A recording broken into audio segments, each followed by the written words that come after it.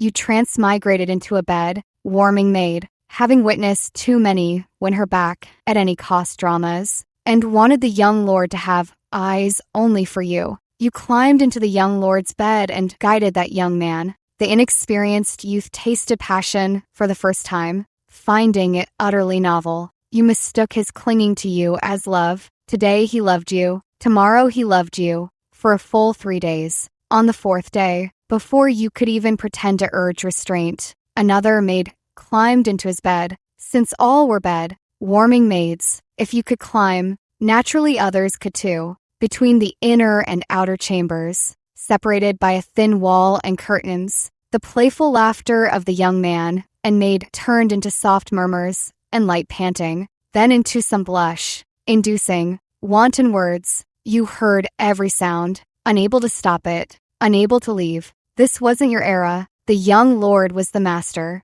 and what the master wanted to do was not for you to control. You didn't last until the noble daughter appeared to compete with her, didn't last until becoming the runaway mother to make him realize his heart belonged to you. You were defeated by another. Maid, you are delicate and soft. She is fair and plump. Each has her own beauty. For now, she holds the advantage of novelty, but in time, someone newer will surpass her. You will not be the only one, nor are you special. As time passes, you will lose all your capital. In any era, people crave novelty, don't they? Especially someone like the young lord. He has choices, many choices. You lay awake all night, readjusting yourself, and on the 2nd and 3rd days, you attended to your master as usual. Only now, when the young master occasionally touches your hand, do you no longer rush to respond? After all, he could play with any of the pretty maids in this courtyard. If you refused him, he wouldn't be angered. One day, as he dragged a maid into his room intending to indulge in daytime pleasures, you found a proper excuse to visit the madam. After finishing your official business, you casually mentioned that the young lord had recently matured but seemed lacking in restraint. The madam lifted her eyelids, her gaze sharp. You tactfully suggested that once this phase of novelty passed, the young lord might focus on his studies. But the madam grew furious. If a youth knows no restraint, he will suffer in old age. How could we allow him to indulge in such reckless behavior? She summoned Matron Wong, who had accompanied her as part of her dowry, and ordered her to investigate which seductresses in the young lord's quarters were causing trouble, distracting the promising young man from his studies and keeping him lounging around women all day. Trembling with fear, you knelt down, admitting you had spoken out of turn, and kowtowed repeatedly. You dare not look at Madam's expression, but you knew that from that day on, any maids in the young lord's quarters with even a hint of charm were sold off. Those remaining were either plain, looking, or withered. By contrast, you stood out like a heavenly fairy, and since Madam considered you an honest girl, she permitted only you to attend to the young lord personally. Now the young lord had only you. As you wiped his body, he grabbed your soft, delicate hand and rubbed it against his lower body. He begged you to keep him company for some amusement tonight. You withdrew your hand and put on airs, saying Madam forbade servants from seducing their master, and that the young lord should focus on his studies. Ever since Matron Wong caught him in the act with a maid that day, the young lord had been deprived for quite some time. Never having tried it was one thing, but after experiencing indulgence, only to have it abruptly end, his desire for women reached an unprecedented peak. Your refusal acted as fuel to the fire. With youthful fervor, he pulled you into his embrace. This time, you learned your lesson, letting him taste only a hint of sweetness, withdrawing quickly once he was half satisfied. The young lord couldn't do without you. He had to coax and appease you. Delicacies and amusements, he thought of you for all of them, diligently studying according to your demands. The entire household knew you were the favored maid by the young lord's side, and all treated you with a degree of respect. When Madam inquired with the family school teacher about the young lord's studies, she received the answers she wanted and was quite pleased with you as well. For a time, you felt there was little difference between you and the legitimate wife. But one day, The young lord visited a brothel with his clansmen and discovered a new world. Men are troublesome when too satisfied, and equally troublesome when unsatisfied. You rubbed your temples, spent a small sum, and had a familiar manservant report the matter to the master. The young lord was subjected to family punishment by the master and confined to his quarters. You went to see him and found him biting his lip with tears streaming down, not in repentance, but in resentment over his lack of freedom. He said he wanted to become capable, to establish his own household, to be surrounded by virtuous wives and beautiful concubines, to come and go as he pleased, and to visit brothels whenever he wished. You chuckled inwardly. You laughed at his childishness, while other men aspired to make their mark on the world and achieve great deeds. His desire for independence and freedom was solely for the sake of virtuous wives, beautiful concubines, and brothels. But as you laughed, your heart grew cold again. Your dream was actually to become the legitimate wife of such a man. Even more laughable was that you had worked hard for it,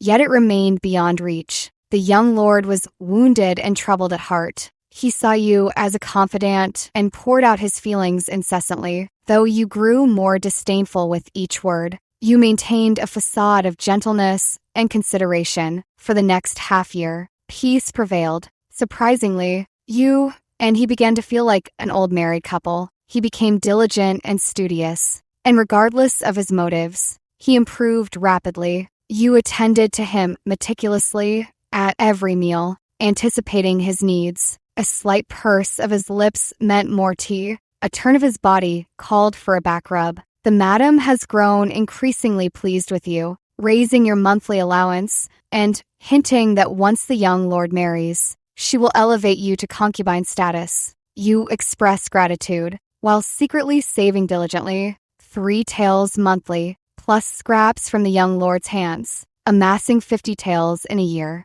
Not enough to buy property, not enough to retire. You still had to endure. The young lord studied more, his demeanor gradually becoming steadier. You recognized all those characters, slowly learned to write them, occasionally discussing a point or two with him, earning looks of surprise. But you soon realized none of it mattered. You rose to warm the young lord's midnight snack. In this era, as a woman, you could achieve little. You didn't even dare leave the estate. The family who sold you still watched closely. You had 3 brothers, all waiting for your allowance to marry. Yet, since your arrival, you'd given them nothing. Those 3 farm hands and your scarcely aged father, each with fists like sandbags. The vermilion gate intimidated them, making them dare not act rashly. But once you stepped outside, it would be difficult. The young lord passed the imperial examinations at 17 to become a scholar, and at 20, he earned the title of provincial graduate. The prospects for his marriage proposals rose accordingly. Everyone praised him as a natural talent, destined to become a grand secretary with ease in the future. And so, he grew complacent. He said the daughter of the chancellor of the Imperial Academy had a mediocre personality, unsuited to him. The daughter of an imperial scholar was plain looking, and he disliked her. And the daughter of the Minister of Justice had both character and beauty, but seemed incapable of being considerate. He stripped off your clothes and painted on your body. This was a new indulgence he developed after immersing himself in books. He was already intimately familiar with your body, and the money pouches you hid beneath the bedboards had filled 3 of them. He kissed your body, saying you were still the best. You were both beautiful and caring, never talking back, though a lowly maid. You were well, read, and perfectly matched his soul. If not for your wretched background, he would have even considered making you his official wife. After it was over, he returned to the topic from before. Given his family background, any of these young ladies would be a suitable match. But if he could wed the daughter of the Grand Secretary, his official career would be smooth sailing from then on. Gazing at his uplifted face, your heart grew clearer and more at ease. You had long passed the age of taking a man's bedroom promises seriously. When the young lord lacked ambition, he dreamed of having numerous wives and concubines, living freely. With ambition ignited, he sought to climb higher. A mere bed, warming maid like you would never be his sole priority. Regardless of the circumstances, Occasionally, you laughed at yourself for initially scheming to share his bed and indulging in foolish daydreams, then shuddered at the thought. Had the young lord not jolted you awake with harsh reality early on, years of favor might have clouded your judgment. Had you fled pregnant, he wouldn't have suffered from lost love, but you would have endured immense hardship. 200 taels, your entire savings, would barely last a lifetime if spent frugally, requiring either avoiding wartime chaos or relying on your own labor. If you fell ill in such a society, failing to recover meant death. Surviving treatment without funds meant a life worse than death. You often sighed, blaming yourself for not being born into a better family. Then your mind drifted to that household of brothers. Yes, mother had given birth to another brother, so destitute, so indolent, yet still wanting to bear children. You neither understand nor approve. You always drink the bitter root brew eagerly whenever Matron Wong brings it. This is all your life will ever be, struggling just to take care of yourself. So don't bring a child into this misery. Matron Wong reported your obedience verbatim to the madam. The madam never forgets you during festivals, always rewarding you with silver hairpins and bracelets. And she assigned 2 young maids to serve you long ago. Your status is equivalent to a concubine, an unspoken understanding throughout the household. But you are weary of this world denying you the gift, weary of a lifetime spent as a servant, trapped in this tiny courtyard, feeling hopeless about life. You grow increasingly perfunctory toward the young lord. Men are mostly base creatures. The more indifferent you are, the more fervent he becomes, clinging to you for days, rivaling his ardor when he first tasted intimacy. Only much later did you realize it was his final exploitation of you, knowing you could no longer attend to him at will. The Grand Secretary of the Eastern Pavilion holds him in high regard and wishes to wed his daughter to him. After all, the legitimate daughter of a first-rank official was marrying down to the son of a mere fifth-rank petty official, so the pomp and circumstance had to be sufficient. The first condition was that all existing concubines in the household must be sold off, and no new ones would be permitted in the future. Only with such a significant marriage of disparity would she dare make such a demand of her husband's family. To never take a concubine, Madame readily agreed to her future daughter. In law's demands, brazenly claiming that her son had no women in his quarters and that he was a man of high character, wholly devoted to his studies. Upon hearing this news, you wept, anxiously needing to confirm what Madame meant by saying the young lord had no women, whether she intended to take your life or sell you off to the borderlands. Only after probing did you learn that they merely planned to move you out of the estate, even going so far as to buy you a house and provide modest assets to secure your livelihood. The young lord tenderly wiped the tears from your cheeks, filled with reluctance, and took you 3 times that night, uncharacteristically considerate afterward. He assured you that although you would leave the estate, your daily needs would be met, and he would visit you often. You stared into the void, tears already shed earlier, but now your heart raced with nothing but excitement. Living independently was a tremendous blessing, but you intended to make a clean break, to become your own master, with no ties left to the household that once enslaved you. The next day, you went to Madame's courtyard, recounting your years of toil in detail, embellishing the ferocity of your maternal family, and subtly praising Madame's compassionate heart. You claimed you had wished to serve Madame and the young lord for life, but lamented your lack of fortune. Though you lacked the gift, this family still possessed a shred of conscience. Your requests were few, each reasonable, every one framed with the young lord's interests in mind. The estate assigned you 2 strong laborers and 4 maidservants. You departed at nightfall, sailing south, where property costs were far lower than in the capital. With mountains high and roads long, you'd be free from your family's harassment. Even if the young lord someday remembered you, he'd never find you. You settled into a 2-story courtyard in the Southlands, spending your days reading, drinking tea, leaning on the railing to watch creek boats drift by, and losing yourself in the sunset's glow. In the open-minded South, some were curious about you, the mysterious and generous pretty widow, introducing you to widowers or men struggling in poverty. But you politely declined each time, Not because you couldn't forget the young lord, but because this era demanded too little of men while burdening women with countless constraints. With your shop and land rents, you lacked nothing. Only a fool would entertain suitors just to invite some self-important, greasy man to nitpick your every move. Your 4 maids took shifts, working 3 days and resting 1. They'd never known such comfort, each growing plump and content. But later, you noticed one wasn't merely gaining weight. She was pregnant.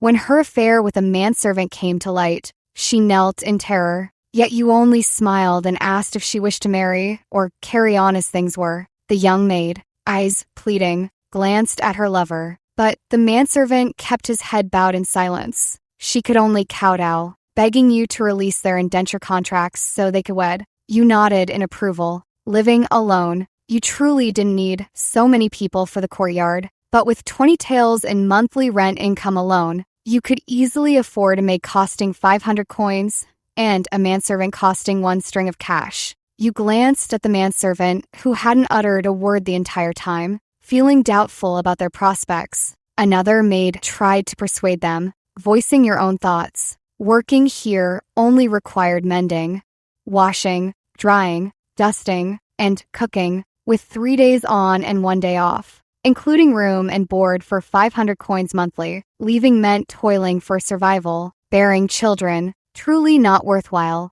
Yet the kneeling maid grew more resolute. The word love can rob one of reason. Letting them go wasn't an act of great kindness. You merely wanted to see how this maid's story would end. Aside from this small episode, the rest remained fiercely loyal, for such an easy position was hard to find in this world. On a rainy day, you encountered a penniless scholar and kindly offered him a woodshed to weather his difficulties. The scholar was handsome, charming, and brilliantly talented. Staying up late with him in the woodshed, tumbling like passionate phoenixes, proved far more satisfying than with that previous nauseating young lord. Months later, when the scholar departed for the capital examination, you feigned propriety and gave him 2 taels of silver for travel expenses. You thought perhaps frequently doing such deeds could prolong one's life. From then on, whenever you encountered a pleasing stable hand or a sturdy hired hand, you would pause to admire them.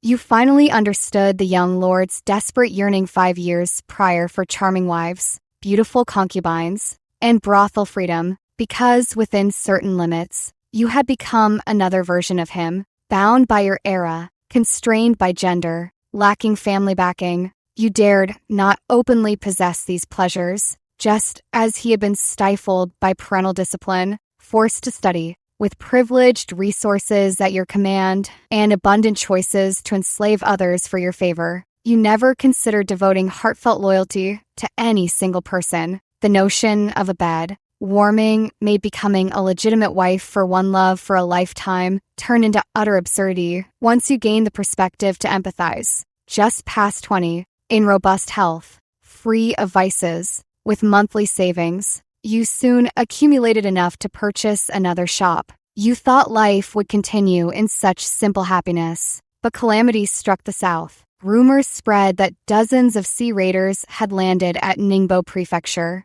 wielding sharp steel blades as they pillaged their way northward. Cunning yet strategic, fierce and skilled in combat, they overwhelmed the corrupt and feeble local authorities. By the time you learned of these events, the raiders had already swept past your town, continuing north. Your neighboring coastal settlements suffered greatly from the invasion. The peaceful town, untouched by war for centuries, became a ghost town overnight. Blood flowed in the streets, corpses lay everywhere, and every burnable structure was set ablaze. Your neighbors hastily packed their valuables, preparing to flee the prosperous town for refuge with relatives inland. But you had no one to rely on, nowhere to seek shelter. Beyond the elegant two-story house stood only a flimsy courtyard wall, a wooden gate that might deter honest folk, but never stop well. Armed ronin, the maids trembled with fear, dreading the raiders' return.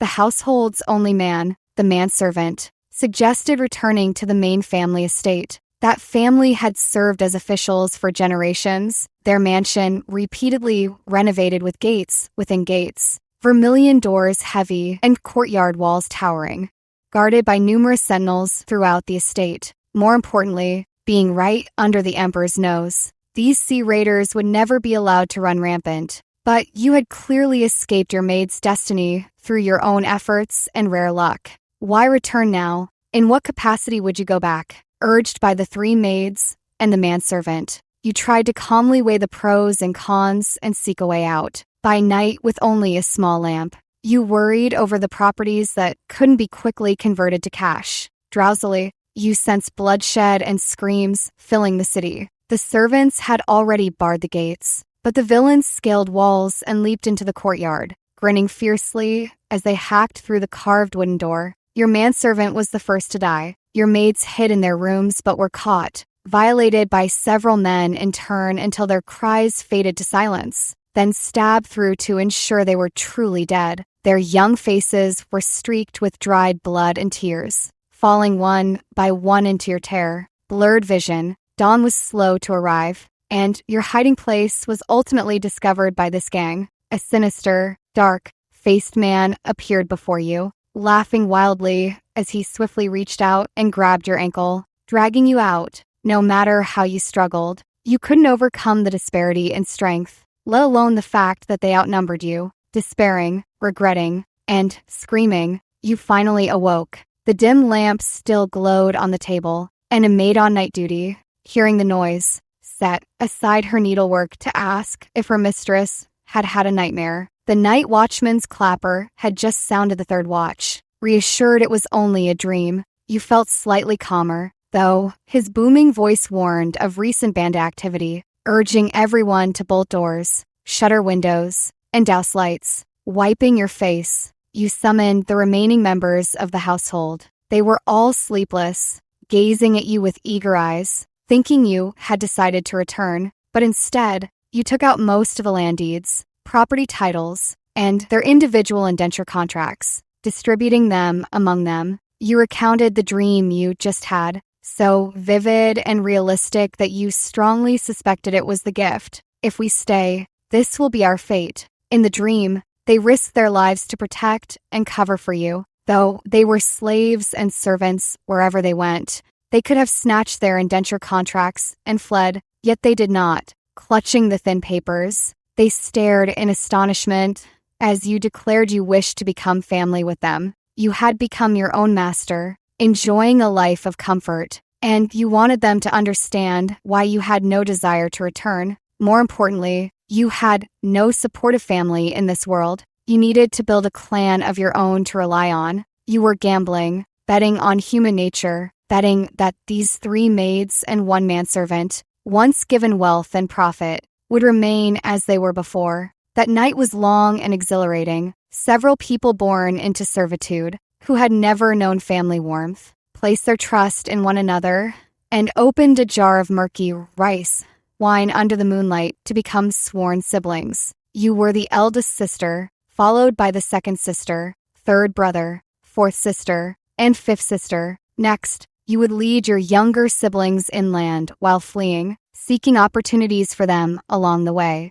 You assured them that although local officials were corrupt, the emperor was no coward. In time, he would surely eradicate the coastal sea raiders, and their property deeds would not become worthless. Their better days still lay ahead. Having once served in the young lord's quarters, you were literate and well-informed in their eyes, so they were willing to listen to and believe your words. Now, treating them as family, you allocated farmland to them, something they had never heard of before. In return for your trust, they honored you as their eldest sister and unanimously supported your proposal. The next day, you set off inland with your silver and coins. It was said that the band of sea raiders had rampaged all the way to Ingtian Prefecture before being vanquished by the authorities. Your younger siblings' worries eased slightly, but you knew these pirates and sea raiders were not limited to just that one group. You traveled by land and then by water.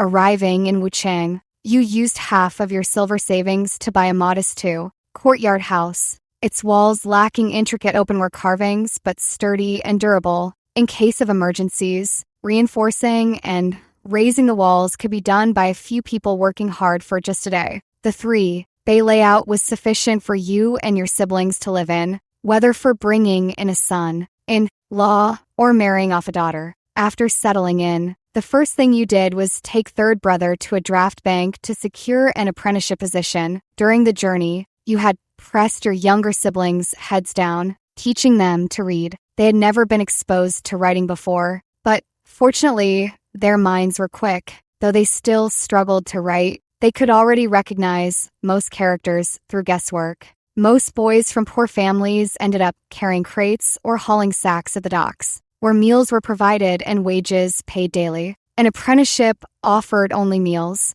no pay, and consumed much time. Third brother didn't question why, simply obeying his eldest sister's words. He buried himself in work, studying in his spare time, and within a few months, he was promoted to a clerk. Your 3 sisters were also busy. During the 2 years in the Southlands, they had seen plenty of fine fabrics with you, and together they went to the cloth workshop to hire weavers and embroiderers. As for you, you became a private tutor, teaching young women to read and write. Your first female student was the ship captain's daughter. Her father saw the self-recommendation letter you posted on the wall with its elegant handwriting and immediately decided to hire you to teach his daughter born in his old age. Life on the river meant battling river pirates and unpredictable weather. He feared that one unlucky trip might be his last, leaving his under 10-year-old daughter behind with no means to survive. Learning to read and write could, at the very least, prevent her from being cheated by scammers, and at best, provide her with a livelihood. Of course, what the ship captain hoped for most was for his daughter to marry an official and have someone to rely on. Your family of 5 thrived in Wuchang, but this success also attracted envy. Before, when you kept to your own corner, people outside might have gossiped about your background or called you improper. You shared your homemade pastries with the neighbors in several batches, and these people reversed their stance, saying how difficult it was for a woman like you to manage alone, and they all began making plans for your future. But in Wuchang, your younger siblings were fiercely competitive, determined to make something of themselves for the family's sake. There's nothing wrong with ambition, but with limited resources, it inevitably encroached on others' original interests. One day, several ruffians crouched on your way home, dragged you into an alley,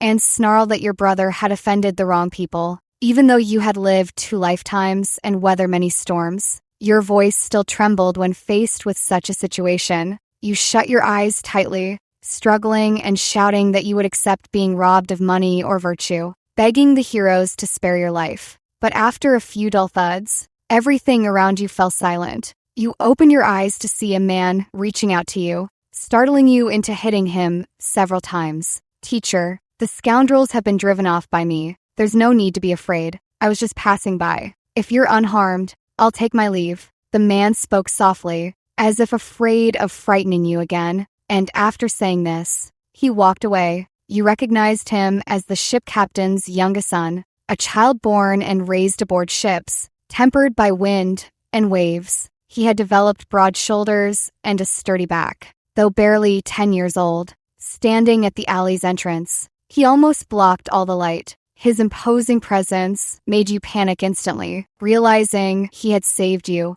you called out for him to wait. He indeed halted his steps, and you thought it unlikely anyone would pass by so coincidentally. Surely, the ship captain, having a daughter himself, had empathized with your situation and sent his son to ensure your safety. Worried about a female teacher walking alone, you straightened your clothes, stood up, brushed off the dust, and then stepped out to thank him. The youth had a dark, solemn face, and seeing the bruises on his temple and neck filled you with even greater guilt. You offered to treat him to drinks at Willow Creek Tavern that evening to thank him for saving you, but the first priority was to report the incident to the authorities. Having been in Wuchang for less than a year, you knew that if you let such bullying go unanswered, these incidents would only multiply. You took the young man home first, then headed straight to the magistrate's office to file a complaint. The guards were lazy and indifferent, but after accepting 5 taels of silver from you, they became noticeably more enthusiastic. When you met the magistrate, You first subtly disparaged his colleagues while flattering him, then humbly presented a generous bribe to show your sincerity. You explained that you were a widowed elder sister who had brought your younger siblings from the lawless pirate ridden southeastern coast to Wuchang County, having heard of the magistrate's just governance and peaceful domain. Life had been good this past year, but today you had encountered bandits in broad daylight. Though you knew these were local ruffians long entrenched in the area, you deliberately portrayed them as newly arrived marauders, pleading with his honor to rid the people of this scourge. With downcast eyes, you stepped forward and presented a petition you had written yourself, detailing the criminal's appearances, heights, and accents while listing potential enemies. Tucked behind the paper was a 50-tael silver note. You gestured to the ship captain's helpful youngest son beside you, identifying him as a witness to the incident.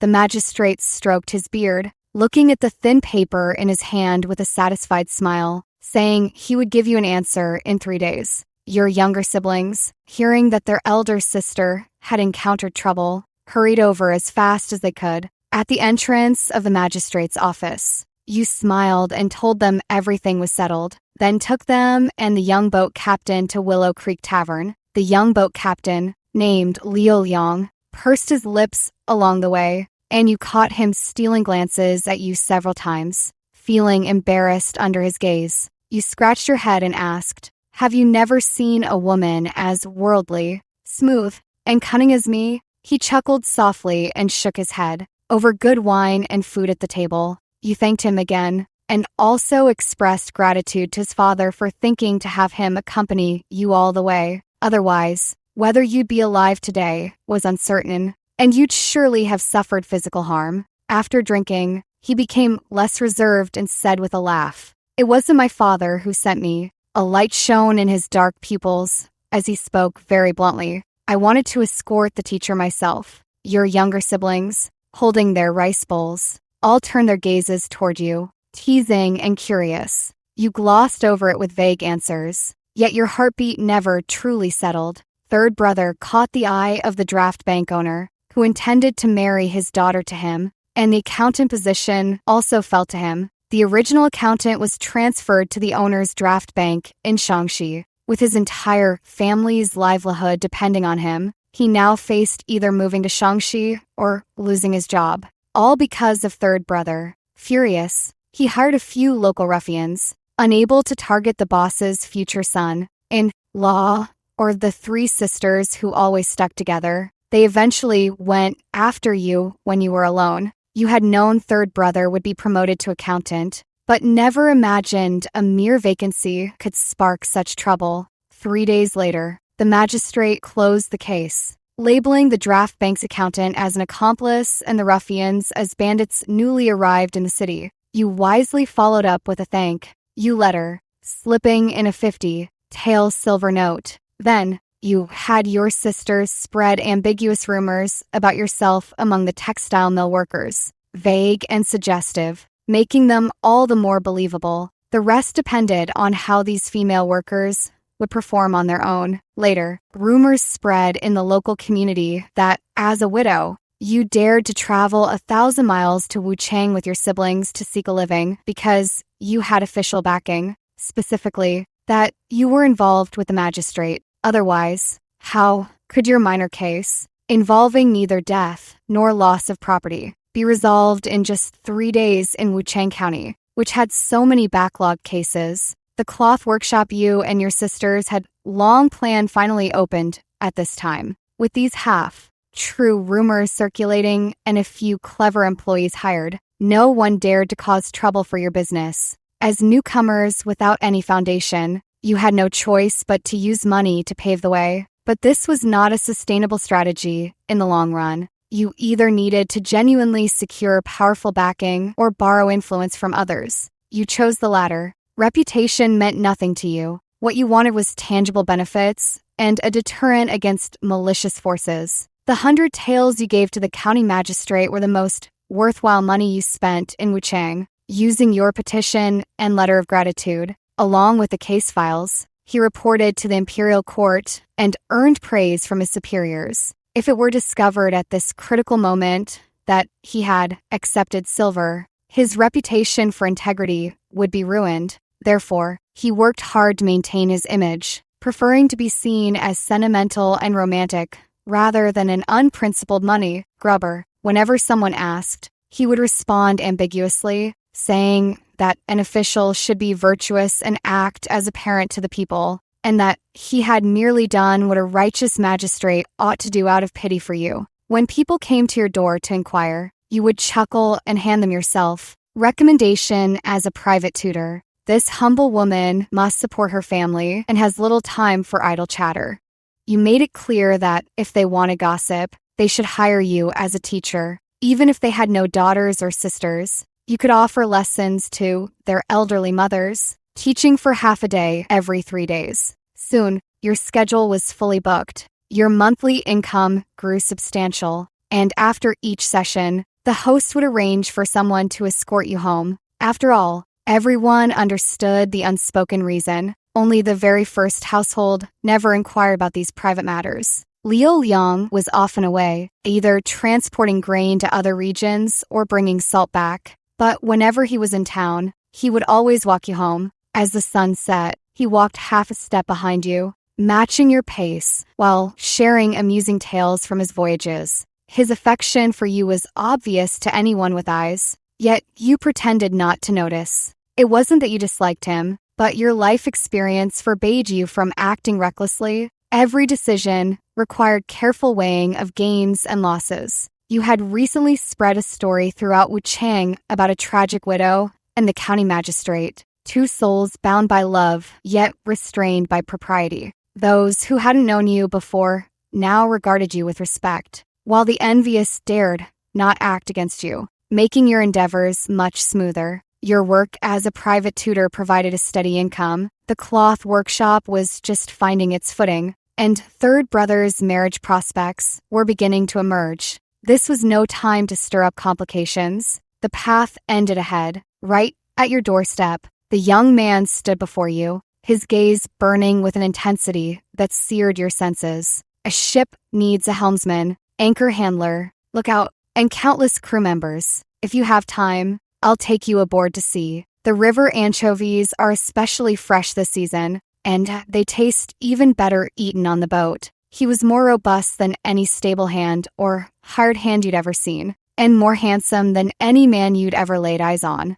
Pity he wasn't some poor scholar you could push around. If you recklessly slept with him, a mere 2 taels of silver wouldn't be enough to settle matters. You smiled and thanked him, but said, "I get seasick," before turning toward home. Only after locking the door and leaning against it did you drop the pretense and let out a long, relieved sigh. The graceful curve of his neck, the broad chest filling out his coarse cloth shirt, the narrow yet powerful waist, and that imposing aura that struck you from afar. It all lingered stubbornly in your mind. Is this what hormones feel like? Your heart pounded like a war drum. You were so close to losing control. That was dangerously close. The coastal raids by Japanese pirates had intensified, and now local river pirates and sea bandits were joining the fray, slaughtering their own countrymen without respite. Third brother volunteered, saying he wanted to open a branch of the draft bank in the southeastern coastal region.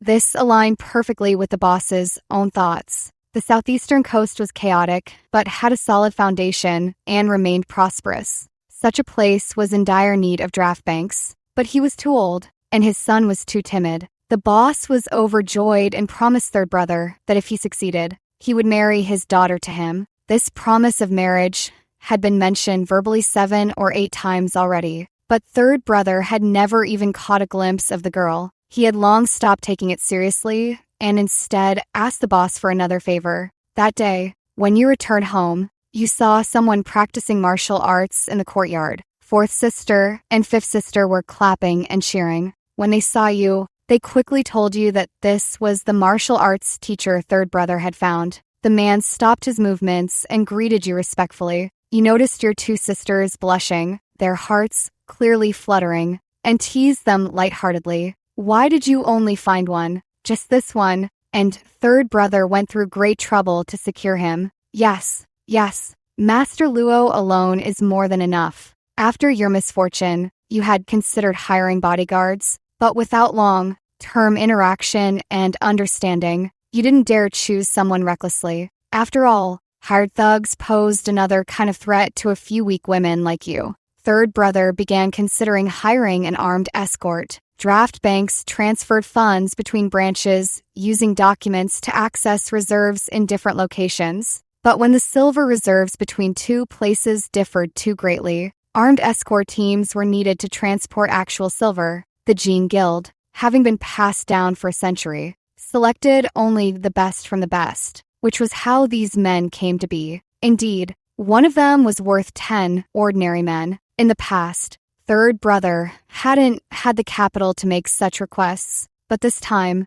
as he was setting up a branch office amid countless difficulties and dangers, he asked his boss for one to keep at home. First, he could teach the family some physical training. Second, he could provide support when dealing with ruffians. Third, with his extensive experience, while he was home, you could pick up some destitute children to train yourselves.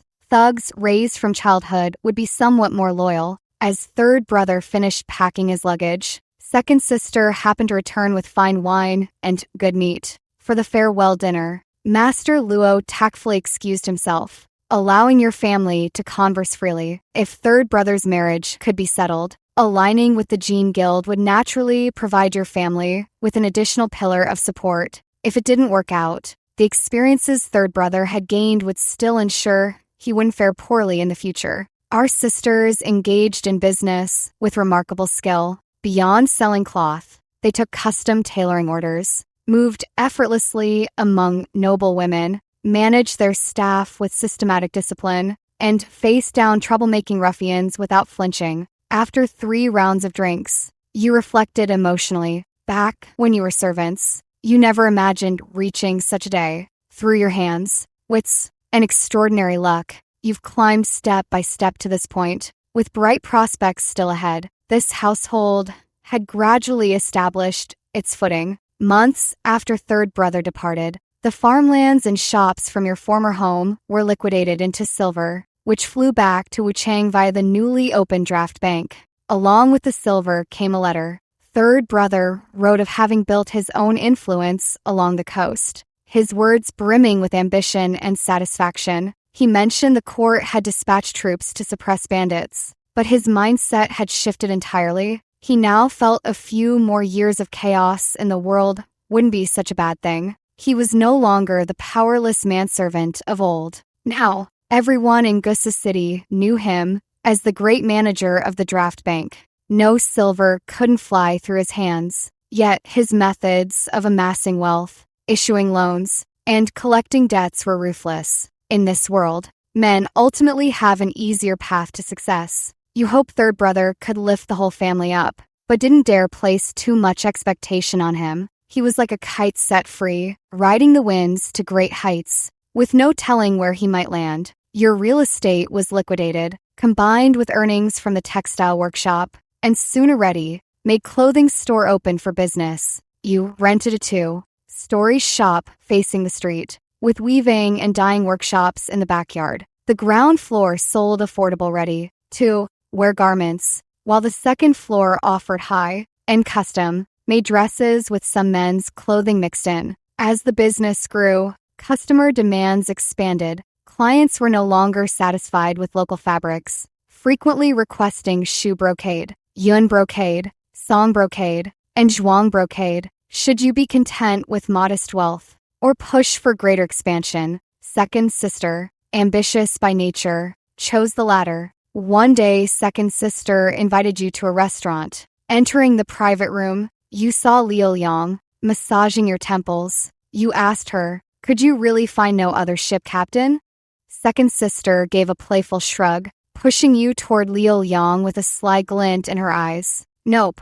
Liu Yang transported brocade for your family without charging silver. Second sister, ever profit-driven, had essentially sold you out in return. She made an excuse about having matters to attend to, leaving you alone, and you whispered in your ear before departing, "It's all for the textile workshop." Eldest sister, The Han River's water transport extends in all directions, but there are only so many docks. Whoever controls them profits. Thus, river unions formed, with large and small unions fighting for profit, bloody and violent. In his youth, Liu Liang's father formed a river union with his clan brothers. They were aggressive and constantly expanded, at their peak owning 40 large ships and controlling half of Wuchang's docks. But in recent years, their union declined. Ships were destroyed or left one by one. Liu originally had 3 older brothers who either died in union conflicts or perished during cargo transport,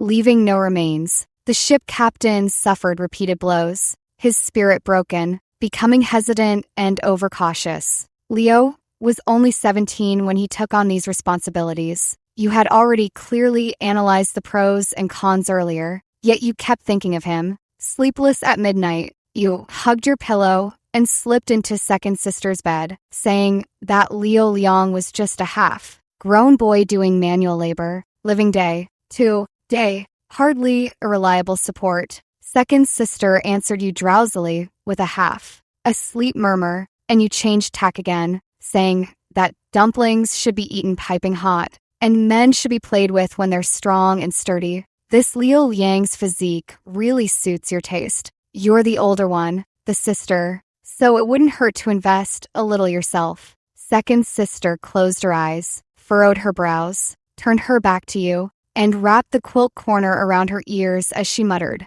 "True enough, no argument there." But then you hesitated again. As a county magistrate, his authority is innate, and you feared you might lose the ability to borrow his influence, risking your current comfortable life. Yet in the eyes of society, a widow like you marrying an unmarried young man like him is a steal. By all accounts, you should just agree directly. Second sister threw off the quilt, sat up abruptly, her dark hair disheveled, grinding her teeth. "So it's Liu Liang, is it? Now, here you are alone together, a man and a woman in one room, likely because you disturbed second sister's sleep." Liu Liang broke the silence with a laugh, explaining to you, "The second manager is kind-hearted, but she misunderstood. I don't want money. I just wish to express gratitude for the teacher's guidance of my younger sister, and dare not entertain any other intentions." Recalling your private conversation with second sister,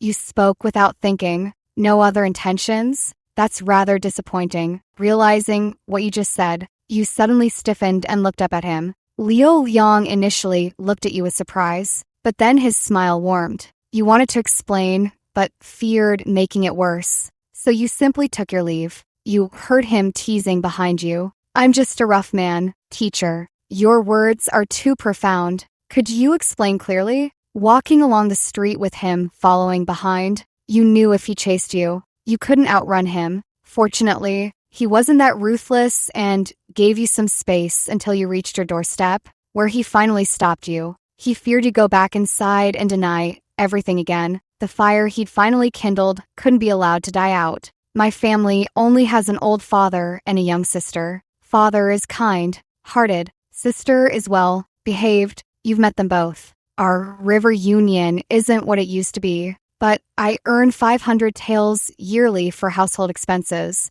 If that's not enough, I can take on more work. I fancied you since the first day you came to teach my sister reading. If you're willing, I'll have my father propose marriage tomorrow." He was an ardent and sincere young man, laying his entire self bare before you, piece by piece, while you were a scheming older woman, weighing pros and cons, hesitating at every turn, all while coveting his body. You said you too weren't suited, but your voice clearly lacked conviction. You said you were a widow, older than him, and embroiled in rumors with the magistrate. In short, there was no possibility for you. He drew closer, his voice lowering. "So, what if you're a widow? I'm just a rough sailor with my life hanging by a thread. If I like someone, I like them. Why should I care what others say? An older wife brings gold into life. That's the old saying. You said everything except that you don't like me, which means you've taken a fancy to me too." You fell silent, because he was absolutely right. Truth be told, you had considered being with him. You'd even plotted out your future together. You could use some silver, pull some strings to obtain a salt permit. You behind the scenes, him out front under your direction. You wanted him bound to you by profit. But the moment you saw his candid smile, an unwarranted sense of morality surged within you. You thought, if years later, after he'd seen the world and found you aged and ordinary, growing distant, you'd leave him money, gracefully, and let him go without a fuss. This was the gap in thinking brought by age and experience. The younger one was still navigating emotions and confirming feelings, while the older had already planned an exit strategy and prepared for the worst. You opened your door and invited him in. Having visited the Liang household many times, it was now your turn to lay yourself bare. Like a seductive enchantress, you led him into your room, your soft, boneless arms wrapped around his broad shoulders. After a kiss, his clear eyes welled with tidal emotion, his warm body pressed against your cool skin, sending shivers through you both. At the critical moment, he asked, "What does this make us?" You silenced him. Don't ask. Don't ask. Don't overthink. Just seize the pleasure first. It was the young man's first time. Awkward at first, but after a couple of tries, he grew adept. He slipped on the sheath, arched you upward, and lost himself in the rhythm, leaving you to bear the strain. Tell my father tomorrow. Tell your siblings. We'll hold the wedding banquet the day after. In his heart, he felt that this arrangement meant consent had been given, but content as you were, hesitation crept back in, and you murmured to him not to rush. Booking the banquet, embroidering the veil, hiring the bridal sedan. There was much to be done. He cheerfully agreed. He made several extra voyages and bought a large 3-courtyard house. Yet you hadn't booked the banquet or embroidered the veil. He was no fool and realized you were deliberately stalling. He had spoken harsh words, softened his stance, treated you with endless kindness. Yet you still kept your guard up against him. Heartbroken, he left, saying he was taking on an extremely dangerous cargo run. Your heart was in turmoil, and you suffered for a month and a half until you heard that someone smuggling salt had been caught by the authorities and was to be executed. Rumors said the man had taken desperate risks to earn money to marry a materialistic woman, stumbling blindly into crime until it cost him his life. Terrified out of your wits, you rushed to the execution ground, only to find it wasn't who you feared. Dispirited, you wandered home and collided headlong with Liu Liang, who had come looking for you. He had just returned from Hangzhou City, where the Japanese pirate unrest still hadn't subsided. So, when he said it was dangerous, he wasn't deceiving you. Noticing your red-rimmed eyes, he asked what was wrong and whether someone had bullied you in his absence. His heart ached with concern, completely forgetting about the argument you'd had earlier. As you looked at him, everything suddenly became clear to you. You had thought that with enough money, you could amuse yourself with male companionship forever. But you never realized that no matter how much influence or wealth you had, some people were beyond being mere entertainment. He offered you a sincere, devoted heart. If you were to hurt him, you would end up hating yourself, because you had genuinely come to care for him too. At 22, you got married, inviting only your closest relatives. But the Liang family clan was large, so the banquet still filled over a dozen tables.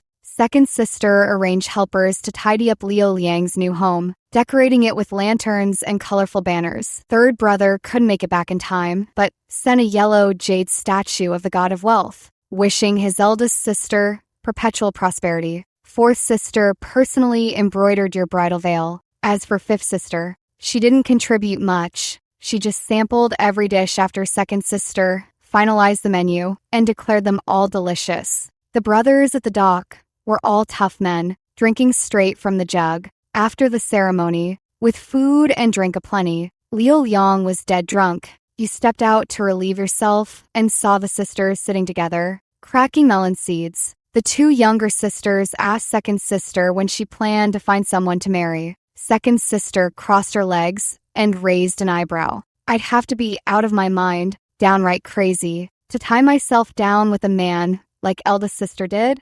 Business rivals feared her, and among her partners, she had a few close companions. Second sister's life these days couldn't be more comfortable. Fourth sister brought up someone from long ago, that young maid who took her indenture contract and ran off to marry the manservant. At first, I kindly went to help, worried she'd struggle with pregnancy, but she ended up treating me like free labor, making me embroider handkerchiefs to earn household money while she busied herself serving her man. Fifth sister asked, "What happened after that?" Later on, I wasn't about to keep working for her without pay, so I stopped going. Eventually, I heard she died from hemorrhaging during a difficult childbirth. The midwife got scared and ran off halfway through. Her husband didn't even call a doctor, just let her die like that. Despite all the suffering she endured, she still clung to memories of that man's kindness, saying how considerate he was, always saving the best food and fun for her. After she died, she was hastily buried in a shallow grave in the mountains, and that man immediately went and found himself a new wife. Fifth sister was so frightened she spat out melon seed shells in a flurry. Don't worry, if eldest sister hemorrhages during childbirth, she'll get the finest ginseng in the house. If she dies, I'll buy the best coffin and give her a proper burial. You felt a cramp in your lower abdomen, your voice trembling. Can't you wish me better luck?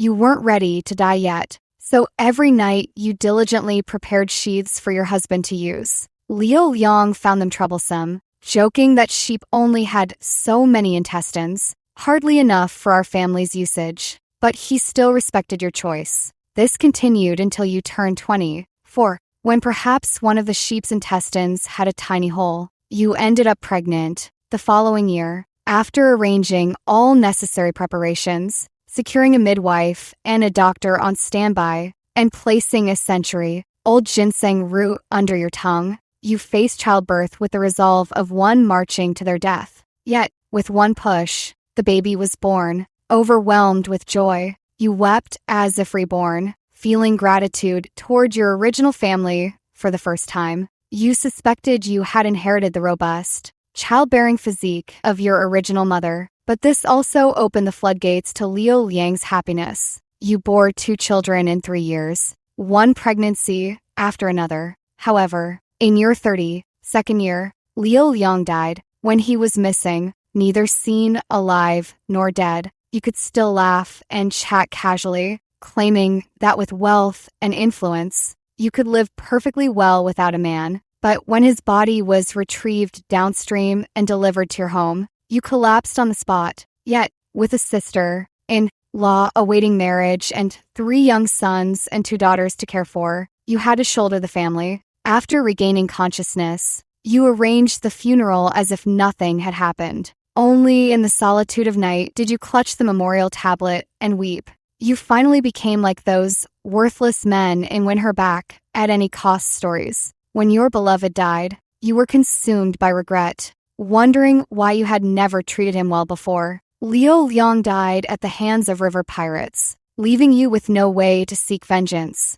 And now you're a widow. At the same time, third brother sent a letter asking you to buy a house in Wuchang, as he plans to return with his wife and children. It seems the chaos along the southeastern coast has even made a shrewd merchant like him anxious. But Wuchang is no longer peaceful either. Where else is there a safe place? Just when you were at your wit's end, Fifth sister's husband suggested the family move to the capital. Fifth sister found her own husband. That year she picked up many children who couldn't survive on their own and handed them to Master Luo for training. The rest became enforcers for your family, except one who begged second sister for mercy to be released to join the army. He said if he could earn military honors, he'd return to marry Fifth sister. Fifth sister bit into her flatbread, unconcerned. If you don't want to work for our family, just say so. Military honors? I'll never marry, just like my sister.